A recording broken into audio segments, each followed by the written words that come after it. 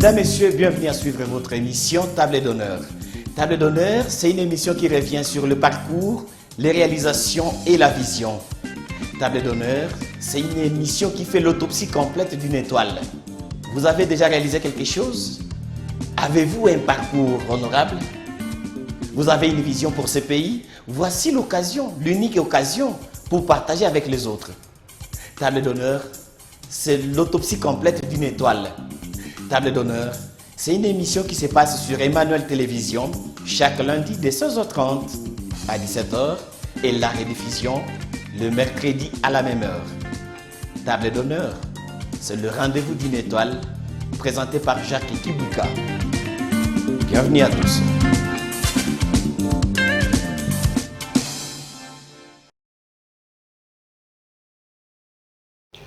Mesdames, Messieurs, nous sommes très heureux de vous savoir nombreux en train de suivre votre chaîne de prédilection Emmanuel Télévision, et il s'agit bel et bien de votre émission Table d'honneur. Table d'honneur, pour ces premiers numéros, aujourd'hui, vous allez découvrir quelqu'un de spécial. Je vous dis bien, c'est un oiseau rare. Table d'honneur, c'est une émission qui revient sur le parcours, sur les réalisations, ainsi que la vision. Surtout la vision, là, je souligne, d'une étoile. Qui est ce qu'on appelle étoile au cours de cette émission. Une étoile, c'est quelqu'un qui a un parcours respectable, honorable, quelqu'un que nous considérons comme modèle dans la société. Et aujourd'hui, on a eu le privilège et l'honneur de recevoir quelqu'un que je vais présenter tout de suite. Mais avant cela, je vais revenir à la régie pour les découvrir. Tout en complicité avec Socrate Wilondia, on peut découvrir notre invité à travers son portrait. Suivez.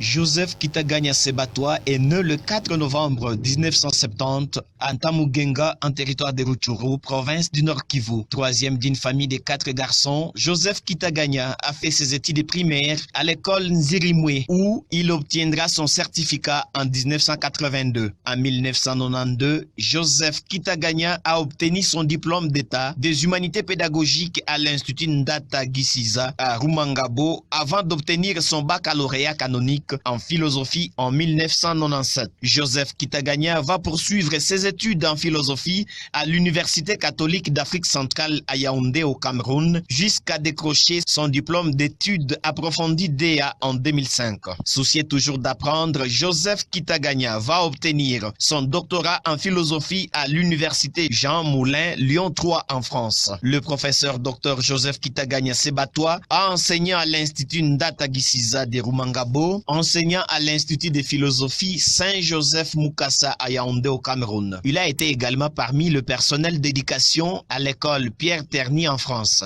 Le professeur Dr Joseph Kitaganya fut recteur à l'Université du Kivu à Goma avant de devenir directeur général de l'USC Goma de mars 2016 à nos jours. Il enseigne à l'Université de Goma et à l'USC Goma. À la tête de l'Institut supérieur des commerces, plusieurs réalisations sont à mettre dans son panier. Entre autres, l'organisation des enseignements, la construction du nouveau bâtiment 3 niveaux de l'USC à Mugunga, la dotation de bus pour la mobilité des étudiants et bientôt la construction d'un amphithéâtre d'une capacité d'accueil de près de 1800 étudiants. Le professeur Dr Joseph Kitaganya est auteur de plusieurs livres et articles, tels que le fascisme africain démocratural. Il a déjà participé à plusieurs colloques internationaux. Joseph Kitaganya est marié à Madame Virginie Kapinga et père de 3 enfants. Le professeur Dr Joseph Kitaganya aime également la musique. Le professeur Dr Joseph Kitaganya est notre invité.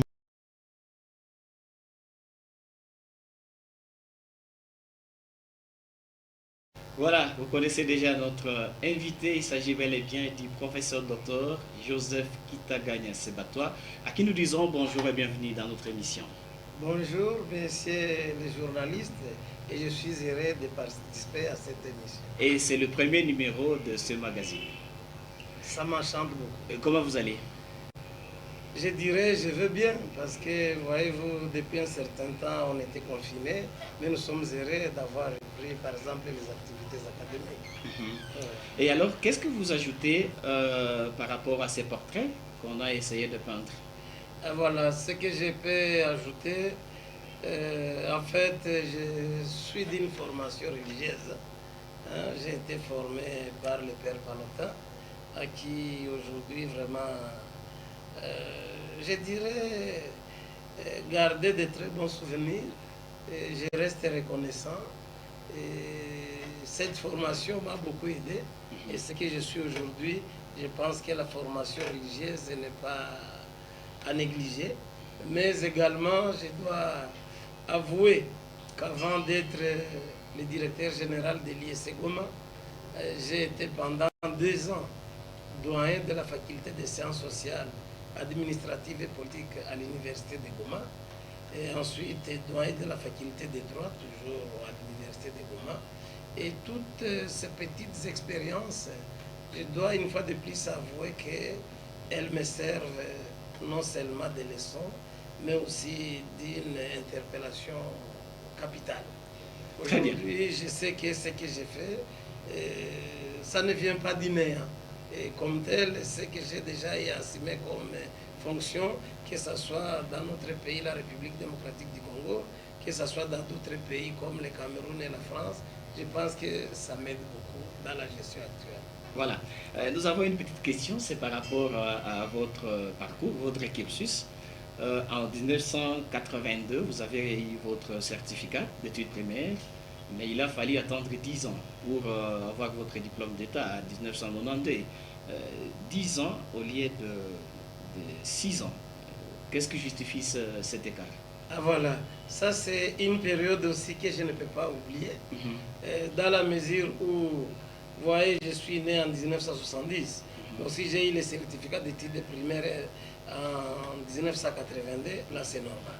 Mais comment expliquer qu'au lieu de 6 ans, il y a 10 ans? 10 ans, oui. Alors, nous avons traversé des moments que je qualifie de très difficiles par rapport à notre expérience existentielle. Ce n'est pas comme aujourd'hui. Voyez-vous, j'ai effectué mes études primaires là où je suis né, en Tamugenga. Mais les CO, il fallait faire 7 km le matin, 7 km après-midi. Et là, c'était à Roubar. Donc, vous voyez que ce n'était pas aussi facile. Après les 2 ans du CO, pour effectuer la 3e et la 4e année secondaire, je devais me retrouver à l'Institut. Alors, parfois, j'ai commencé à pied, chose qui n'était pas facile. Et après, j'ai eu un vélo qui m'a beaucoup aidé. Après, j'ai été ce qu'on appelle combinement jocolaire. Vous voyez, il y a eu des perturbations. Et après, mon papa est décédé. Oh là là. Alors là, ça devait, paix à son âme, bien évidemment, ça a tellement perturbé mon cursus, à telle enseigne que je devais me battre pour la survie. Ce qui m'a même amené à être un petit commerçant à l'époque. Je devais quitter Ntamugenga. Et là, vous aviez quel âge? Et là j'avais déjà 15 à 16 ans, comme ça. Un petit commerçant de 15 ans. Un petit commerçant. Je devais aller en Ouganda, à Kisoro, à Bufumbira, pour ramener du pétrole, un peu du tabac. À l'époque, on parlait des Spotman, Spermat. Et Sauf les On poissons. ne peut pas faire la publicité de ces histoires. Voilà. Mais je sais que ça m'a aussi pris du temps. Et après la mort du papa, vous voyez, l'instabilité s'est installée pendant un certain temps. Il fallait faire un peu de business pour la survie.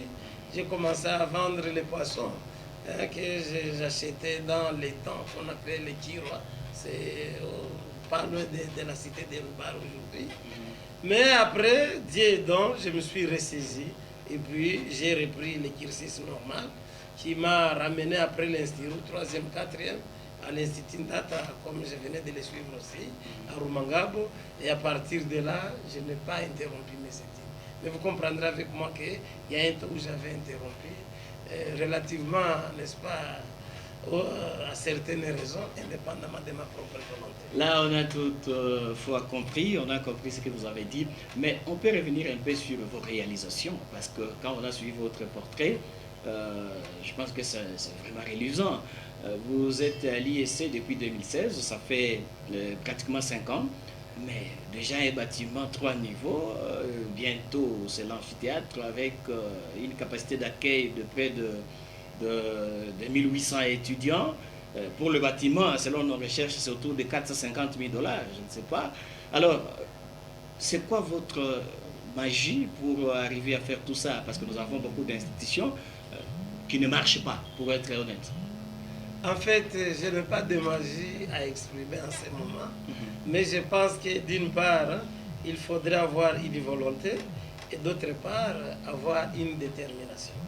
Ce que je vous dis, messieurs les journalistes, je dois avouer en vous disant que jusqu'aujourd'hui, par rapport effectivement à ces diverses réalisations, je n'ai jamais eu un coup de main de l'extérieur.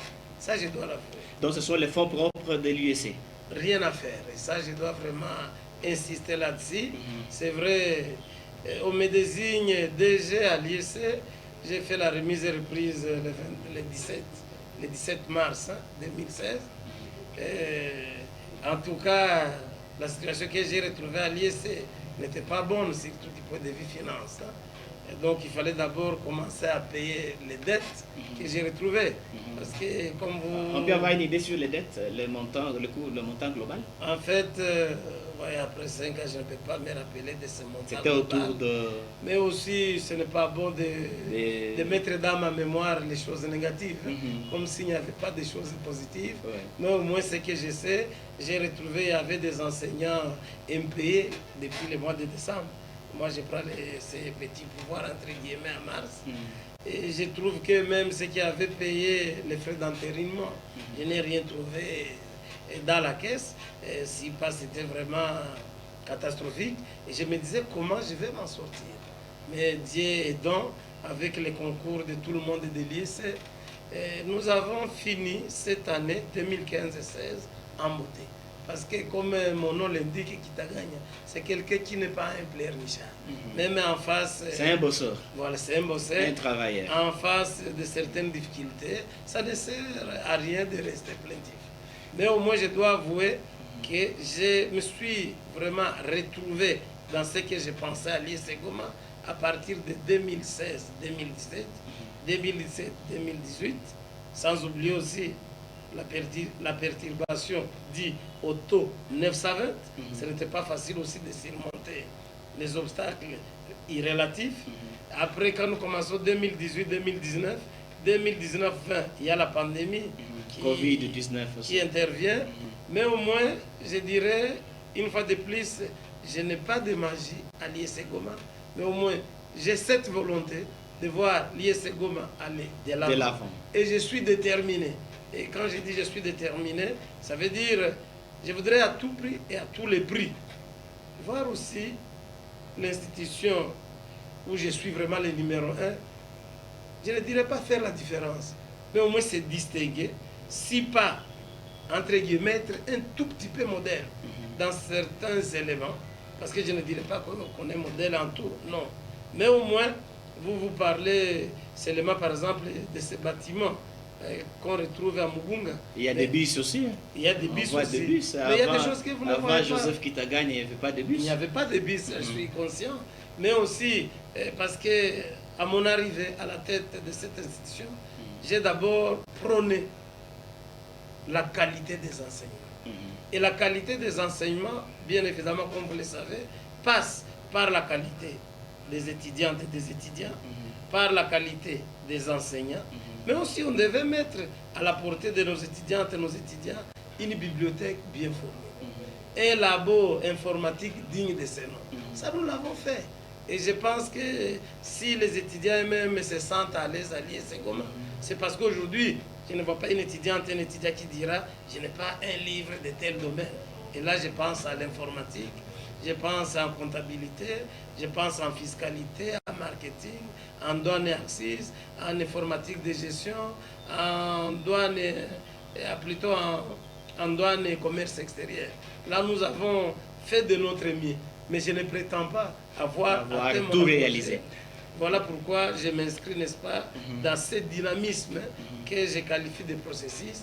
Et je pense que ceux qui le veulent, ils devraient comprendre que l'IEC d'hier, ce n'est pas l'IEC d'aujourd'hui. Et nous pensons que l'IEC d'aujourd'hui ne sera pas l'IEC de demain. Monsieur le DG, souffrez que je reprenne un peu la parole, parce que dans vos réalisations, vraiment, on a trouvé beaucoup de choses. Et parfois on se disait qu'est-ce qu'il faut dire et qu'est-ce qu'il faut laisser. Maintenant là, on va suivre quand même les témoignages de certaines personnes qui vous connaissent et qui ont quand même accepté de témoigner pour vous. Et on va revenir un peu plus tard. Il n'y a pas de problème. Merci beaucoup. Socrate Loundia, est-ce qu'on peut suivre un peu le témoignage par rapport à la personnalité et aux réalisations, bien sûr, du professeur Joseph Kitaganya?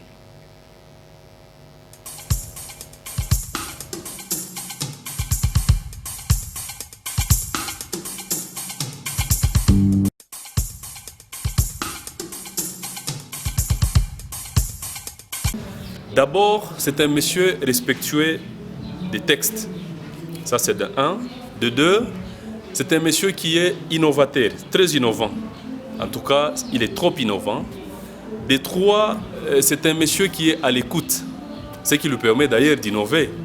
De quatre, c'est un monsieur qui est proche de la jeunesse. Oui, je suis Madame Virginie Capina. Je suis assistante à l'IEC Goma. Je travaille dans la section douane Axis Jour comme chef de section adjoint chargé de recherche. Je suis mariée au professeur Joseph Kitaganya Sebato, l'actuel DG de l'IEC Goma. Voilà, et comme c'est de lui qu'il s'agit aujourd'hui, on voulait le connaître un peu davantage. Si on vous demandait de parler de lui en 3 mots, qui est-il? Bon, en fait, en 3 mots,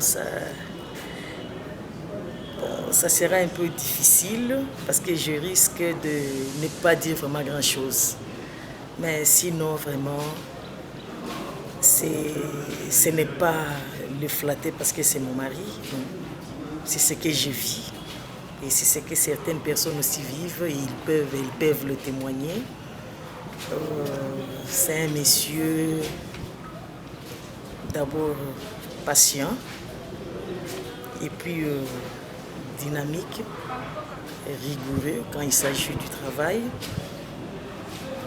et puis un travailleur, lui-même un travailleur. Je ne sais pas qu'est-ce que je peux encore dire. Il est coopérant.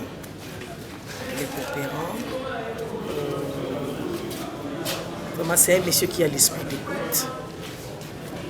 Il parle moins, mais il écoute beaucoup. Voilà. Il y a une question. Parfois on dit que c'est pas facile de vivre avec un philosophe. Comment vous parvenez à vivre avec un philosophe à la maison?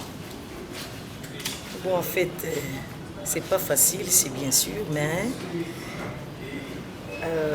à force de vivre avec lui, on essaye de se comprendre mutuellement et la vie continue. Moi, je m'appelle Josué Vonabandi Sibomana, chef de travaux à l'IEC Goma. Oui. Vous connaissez votre directeur général, Joseph Kitaganya. Qui est-il, s'il faut poser cette question? Merci beaucoup. Le professeur Joseph Kitaganya, c'est un homme d'action concrète qui a beaucoup de réalisations depuis son arrivée à l'IEC Goma. Notamment, les agents ont eu accès à des parcelles au niveau de Kibati. Il a été vraiment un facilitateur. Il y avait beaucoup d'agents qui n'avaient même pas eu de terrain depuis qu'ils sont à l'IEC. Grâce à lui, ils ont des concessions au niveau de Kibati. Par rapport à ses personnalités, qu'est-ce qu'on peut retenir de lui? Par rapport à sa personnalité, comme je l'ai dit, c'est... D'ailleurs, moi, je suis étonné. Je pensais qu'il est philosophe, mais il est philosophe acteur. Donc, il est plus que philosophe parce qu'il met en action les pensées. D'accord. Maintenant,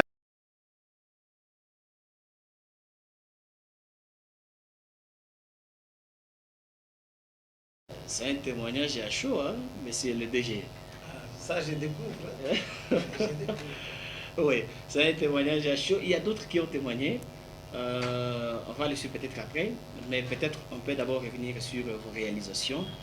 Mais avant cela, un philosophe qui a été au couvent, mais aujourd'hui avec une femme et les enfants, ça se passe comment en 1 minute? Est-ce que c'est facile? En 1 minute, je l'ai déjà dit, je ne regrette pas d'avoir suivi une formation religieuse. Et dans la mesure où tout ce que j'ai fait, je sais que ça m'influence de façon positive. Par exemple, dans la communauté où j'étais, la communauté de Père Valentin, on met l'accent sur la collaboration. Et moi, j'ai beaucoup aimé, même quand vous me parliez quelle est la magie, je collabore beaucoup et c'est un charisme de la communauté palotine. Alors, comment je m'en sors avec la famille? Je ne regrette pas d'avoir été chez le Père Palotin, au contraire. Mais aussi, je ne regrette pas d'avoir une famille. Et chacun a son destin. Mais comme le fondateur des Pères Palotin disait, tout baptisé à autre. Et je pense que l'essentiel, ce n'est pas être évêque ou prêtre ou professeur ou DG. L'essentiel, c'est faire le bien. Et là, faire le bien ne relève pas seulement de la tradition religieuse, mais aussi la morale nous demande de faire du bien et éviter le mal. Donc on peut faire du bien tout en étant pas religieux, automatiquement. Pourquoi pas? D'ailleurs, avant même l'arrivée de toutes ces religions importées, je pense qu'en Afrique noire traditionnelle, les gens faisaient du bien. On était caractérisés par le bien. Et aujourd'hui, on a même l'impression que le mal prime sur le bien. Alors qu'il y a beaucoup de religions. Même s'il y avait du mal, mais le bien existait déjà. D'accord. On peut revenir un peu sur les réalisations. Vous avez été à l'Inikivu. Qu'est-ce qu'on peut retenir de vos réalisations à l'Inikivu? Parce que je vis déjà de l'Inikivu, vous réclamez. Il y a quelqu'un qui a fait un témoignage, je crois qu'on aura quand même le temps de le suivre, même si on n'a plus beaucoup de temps. Mais il disait, lui, il pense, il rêve toujours votre retour à l'Inikivu. Qu'est-ce que vous avez fait? En fait, je ne pense pas avoir fait grand-chose, parce que le contexte n'était pas très favorable, parce que je n'ai fait que 12 mois. Une année vraiment à l'Inikivu. Et après excitant, je sentais que le poids de l'Inikivu, par rapport à mes épaules, il n'y avait pas vraiment... Mes épaules ne tenaient plus. Et comme tel, c'est moi-même qui ai décidé de quitter l'Inikivu. Je ne voudrais pas étaler les raisons ici, mais au moins l'Inikivu comme une institution, c'est vrai, elle est constituée des hommes et des femmes, comme partout d'ailleurs, mais ce que je n'avais pas beaucoup apprécié, c'est le fait, par exemple, d'entendre que c'était une poubelle. Une poubelle, ça veut dire quoi? Quand les gens échouent quelque part, quand les gens sont renvoyés quelque part, ils sont déversés là-bas. À l'Inikivu, à l'époque. Heureusement qu'aujourd'hui, ça a changé très positivement. C'est même une occasion de féliciter, n'est-ce pas, toutes les nouvelles autorités de l'Inikivu. Mais vraiment, à l'époque, quand j'ai voulu, n'est-ce pas, mettre de l'ordre, en disant non, vous avez échoué quelque part, vous ne pouvez pas être étudié à l'Inikivu. Vous avez triché, il y avait même les faux lisages des faux qu'on a retrouvés chez certains. Et là, je sais que j'ai fait quelque chose de bien. Les enseignants n'étaient pas payés. J'arrive, vous finissez les cours, vos honoraires sont là. Et moi, je me rappelle bien, j'ai fait 12 mois d'enfiler comme recteur, mais j'ai juste été payé 4 mois. Parce que je disais, d'abord... 4 mois sur les 12 mois. Sur les 12 mois. Et les 8 mois sont partis en fumée. Ils sont partis et puis je ne regrette pas. Qui ne perd pas, vous voyez, il y a un principe christologique. Vous perdez, vous gagnez quelque part. Et puis on ne fait pas l'omelette sans casser les œufs. Pourquoi pas? Mais moi, j'ai compté beaucoup plus sur l'avenir. Peut-être j'ai été trop naïf. Mais au moins, je disais, faisons quelque chose pour les enseignants. Quand un enseignant finit son cours, vous donnez l'argent. Quand il part, il témoigne bien de l'Inikivu. Et après, ça pouvait faire aussi un honneur de voir, je me rappelle, j'arrive, il n'y avait pas 300 étudiants, mais j'ai laissé plus de 500 étudiants. Et je pense qu'aujourd'hui, je pouvais même laisser plus de 5000. Mais le destin fait que je me retrouve ailleurs. Mais l'Inikivu fait partie aussi de mon parcours. Et je ne regrette pas d'avoir été recteur de l'Inikivu, parce que ce que j'ai vécu, ça m'a aussi donné d'autres leçons. Et c'est ces leçons-là que je peux probablement exploiter aujourd'hui et aller de l'avant. Voilà, là on a compris par rapport à tout ce que vous avez fait à l'Inikivu, ailleurs et à l'IEC. Aujourd'hui, vous avez même facilité l'octroi de parcelles au personnel enseignant. C'était quoi Qu'est-ce que vous avez fait? Là, c'est 30 secondes parce qu'on n'a plus, Voilà. plus de temps. Pas seulement Vous avez encore le temps de donner enseignant, votre, pas votre seulement vision. enseignant, mais tout le personnel de l'IEC, qu'ils soient scientifiques ou administratifs, techniques et ouvriers, ils ont des parcelles. Alors, qu'est-ce que j'ai fait? J'ai dit, voilà, comme je constate que certains n'ont pas chez eux, certains n'ont pas de parcelles. Si, par exemple, quelqu'un a 300 $ par mois, j'ai dit, je vais couper 50 par mois, mais vous avez votre parcelle dans 6 mois, par exemple. Et je pense que ça a été une bonne affaire. Une bonne initiative. Est-ce que vous pouvez résumer votre vision en 1 minute? Vous avez quelle vision pour cette communauté de Goma, la province du Nord Kivu, pour ces pays, la RDC, votre patrie? Ma vision dans 1 minute, c'est laquelle? J'ai longtemps travaillé au Cameroun, j'ai longtemps travaillé en Occident. Et après Exita, j'ai dit, est-ce qu'il n'y a pas aussi cette possibilité de venir, n'est-ce pas, participer à la formation de mes petites sœurs, mes petits frères? Et quand j'arrive au Bercail, je constate qu'il y avait beaucoup de défis à relever. Du point de vue infrastructure. Ça, c'était quand même horrible. Vous dites, vous êtes une institution encore de l'État sans bâtiment. Vous voulez, par exemple, quitter la ville vers Mugunga sans véhicule. Il faut penser au déplacement des étudiants. Mais vous organisez le premier cycle et vous organisez le second cycle pendant que vous n'avez pas une bibliothèque où les gens doivent se ressourcer. Donc là aussi, j'ai décidé de faire quelque chose et ma vision, c'est voir notre pays aller de l'avant, notre province aller de l'avant et l'enseignement supérieur universitaire aller de l'avant.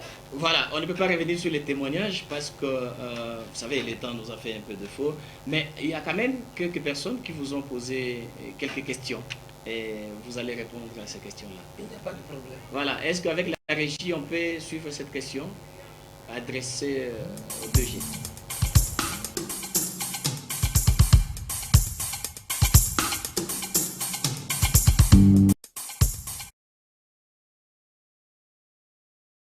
Oui. Qu'est-ce que vous pensez, monsieur le DG, de la mécanisation et de la mise à jour du salaire des agents de l'IEC Goma? Si on me demandait d'abord, je vais vous faire rire, de lui dire quelque chose en face aujourd'hui, je lui aurais suggéré de quitter l'IEC et de venir encore à l'Inikivu pour continuer à faire ce qu'il fait à l'IEC, de continuer. Voilà, vous avez compris la première question? Pas du tout. Voilà, est-ce qu'à la régie, on peut répondre? Parce que le 2G n'a pas compris la première question. Et d'ailleurs, c'est une question très importante. La première question et la deuxième question. La deuxième question, moi j'ai compris. Est-ce que vous pouvez revenir à l'Inikivu? La première question, Oui. Qu'est-ce que vous on pensez? peut voir. Oui. Qu'est-ce que vous pensez, monsieur le DG? Oui. Qu'est-ce que vous pensez, monsieur le DG, de la mécanisation et de la mise à jour du salaire des agents de l'IEC Goma? Si on me demandait d'abord, je vais vous faire rire, de lui dire quelque chose en face aujourd'hui, je lui aurais suggéré de quitter l'IEC et de revenir encore à l'Inikivu pour continuer à faire ce qu'il fait à l'IEC, de continuer. D'accord, monsieur le DG, vous avez 30 secondes pour répondre. Oui, à cette alors, question. l'agent, j'ai vu, il est de l'IEC parce que le lundi, nous sommes en tenue de l'IEC. Oui. Il me pose la question, qu'est-ce que je pense de la mécanisation des agents, Oui. et ceux qui n'ont même pas le numéro matricule. Et je pense que c'est une question qui ne relève pas de ma compétence. Depuis que je suis à l'IEC Goma, nous nous battons pour effectivement avoir des numéros matricules à tout le monde, pour voir tout le monde être mécanisé. Et c'est un processus. Vous voyez, vous ne pouvez pas donner les numéros matricules à tout le monde sur toute l'étendue de la République. On ne peut pas non plus mécaniser. Il faut tenir compte de certains éléments. Est-ce que le budget est prêt pour vraiment satisfaire à tous les agents, pas seulement de l'IEC. Mais à cet agent, j'ai dit, je continue à me battre et je pense que probablement ce trimestre qui commence, trimestre mois d'avril, il y aura des gens qui auront des numéros matricules et d'autres qui seront mécanisés. Mais vous comprenez que ce n'est pas la province, ce n'est pas l'IEC qui mécanise, qui octroie les numéros matricules, c'est Kinshasa. Merci Par beaucoup. rapport à la Oui, deuxième la deuxième question, oui. est-ce que l'agent de l'Inikivu aimerait me revoir encore à la tête de l'Inikivu? De l'Inikivu, oui. Ça, c'est un souhait. Oui. Mais un souhait, voyez-vous, il y a ces souhaits qu'on peut réaliser, ces Et souhaits qu'on qu'on ne peut pas réaliser. Oui. Et moi, comme je sais, chacun a son destin. Si par exemple aujourd'hui le destin, n'est-ce pas, me renvoie plus tard à l'Inikivu, je suis prêt à servir l'État congolais, je suis prêt à servir l'enseignement supérieur et universitaire, mais aussi quand on dit, bon, on aimerait me voir en train de faire ce que je fais à l'IS à l'Inikivu. Les gens de l'IS aussi diront, ils vont encore vous réclamer par exemple, mais là ouais. je me remets totalement entre les mains du bon Dieu, je reste chrétien, et ce que je suis, je sais que c'est grâce à Dieu et grâce aussi aux autres. Si Dieu pense que je peux encore aller, je ne sais où, je suis toujours à sa disposition. Monsieur le directeur général, ça a été un réel plaisir de vous recevoir, surtout pour ces premiers numéros de ce magazine Table d'honneur. Et je crois que beaucoup de gens ont compris qui est Joseph Kitaganya aujourd'hui. Cette émission sera rediffusée le mercredi et c'est une émission qui est aussi suivie sur YouTube. Donc ça sera partagé et beaucoup de gens vont comprendre réellement qui vous êtes. Alors le dernier mot, vous pouvez juste le mettre dans notre livre d'or. Ce sera votre dernier mot là-bas. Qu'est-ce que vous pouvez dire par rapport à cette émission? Vous allez écrire là-bas, mais vous dites d'abord un mot pour conclure cette émission. Le mot que je peux dire, c'est encourager la radio, la télévision Emmanuel TV, qui probablement s'intéresse à certaines personnalités qui ont fait quelque chose. Mais une fois de plus, comme je le disais, je ne prétends pas avoir tout fait. Au contraire, je n'ai même pas encore fait 1 millième. Et là, je demanderai le concours de tout un chacun. Si nous conjuguons nos efforts par ici, par là, en commençant par l'État congolais, la province du Nord Kivu, les âmes de bonne volonté, je pense que l'ISC Goma peut encore rayonner davantage, et quand l'ISC Goma rayonne davantage, c'est la fierté, n'est-ce pas, de la ville de Goma, c'est la fierté de la province, c'est la fierté du pays, et nous on aimerait même atteindre les standards internationaux. Voilà ce que je peux nous souhaiter. Question directe, à répondre par oui ou non. Est-ce que vous avez des ambitions politiques? Des ambitions politiques, quelqu'un... Ah, oui ou non, mais quelqu'un qui n'a pas des ambitions politiques, il a quelles ambitions? Oui. Voilà. Merci beaucoup, monsieur le DG. C'était vraiment un plaisir. Vous pouvez, et on est en train de vous suivre là-bas. Vous pouvez coucher quelques mots pour notre émission. Mesdames, Messieurs, ça a été un réel plaisir de vous présenter ce magazine Table d'honneur.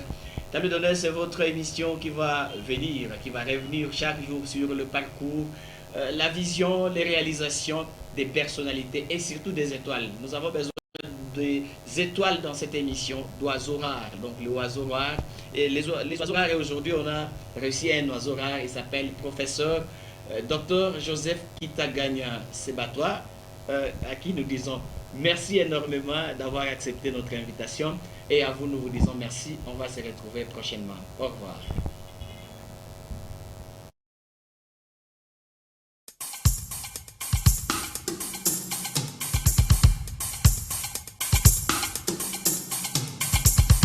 Mesdames, Messieurs, bienvenue à suivre votre émission Table d'honneur. Table d'honneur, c'est une émission qui revient sur le parcours, les réalisations et la vision. Table d'honneur, c'est une émission qui fait l'autopsie complète d'une étoile. Vous avez déjà réalisé quelque chose? Avez-vous un parcours honorable? Vous avez une vision pour ce pays? Voici l'occasion, l'unique occasion pour partager avec les autres. Table d'honneur, c'est l'autopsie complète d'une étoile. Table d'honneur, c'est une émission qui se passe sur Emmanuel Télévision chaque lundi de 16h30 à 17h et la rediffusion le mercredi à la même heure. Table d'honneur, c'est le rendez-vous d'une étoile présenté par Jacques Kibuka. Bienvenue à tous.